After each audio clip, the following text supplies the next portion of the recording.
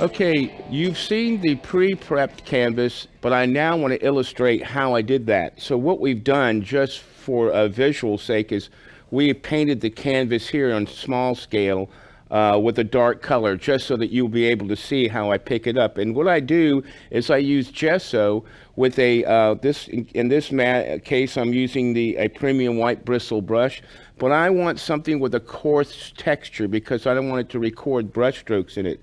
So I'm just using the gesso. Whatever you got is fine. But when I apply it, I'm going to create some additional textures with the gesso. Now, mind you, I would be on a white canvas, but we've done this just so that you can see the application method. Something very nice and thick, but also kind of pliable to use. Now I have it going in all different kinds of directions here, and what I really want to do is to kind of give it a little bit different ways of kind of breaking up the space. I first came along, put a brush in, gave it some brush stroke.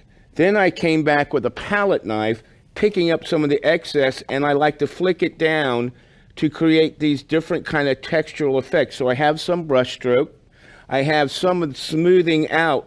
I can also scrape away and then come back over those areas as well.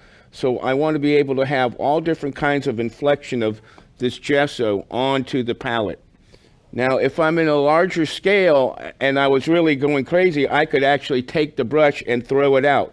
But on this little one, I'm not doing that. But I want you to see that it's just not all smooth and perfect back and forth. It's all over the place.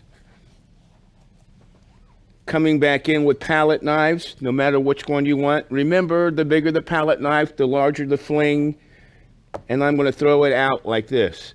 This creates some different kinds of textures in the prepped surface. And by using gesso, it's a little bit less expensive than trying to do this with a bunch of paint down at first. So I put my gesso down. Then I would come back after the gesso dries and actually paint a veneer of color over the top of it. It's a little bit more economic and you still get that great effect.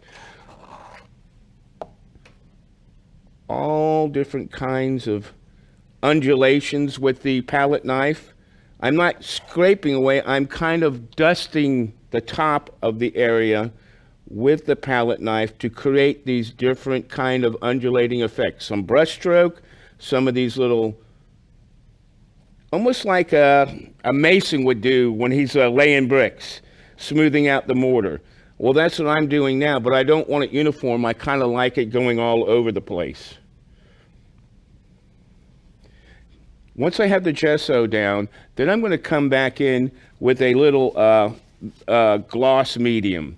And what I use this, it's just a polymer resin. It doesn't really matter what kind it is. And I actually create this drizzle effect where I'm going to actually lean the canvas up, and I'm going to let gravity do the work. I would just drizzle out little areas and just let the medium do what it's going to do.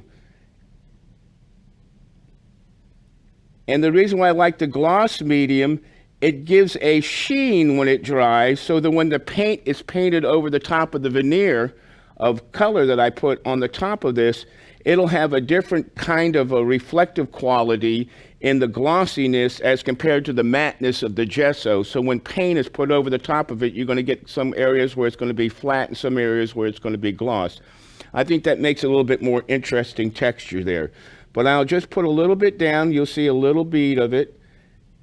And just let gravity do the work for me. This is a process I would do prior to any work that I like to do. Let that run. I almost get it to almost to the bottom, and then I will set it back down flat again.